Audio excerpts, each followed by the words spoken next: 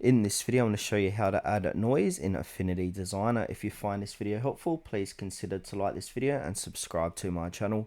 In saying that, let's just jump straight into the video. Okay, so for this demonstration, I've got this picture of this temple here that I want to add some noise effects to. Now, what we want to do is click onto your layer here or your image, and then to the bottom here, we should have layers or filters rather. So click onto filters and then scroll down, and then we've got the option to add noise. So go ahead and click onto add noise. Then it's got here live add noise. So we can change the intensity here. So you can see we're adding noise like that.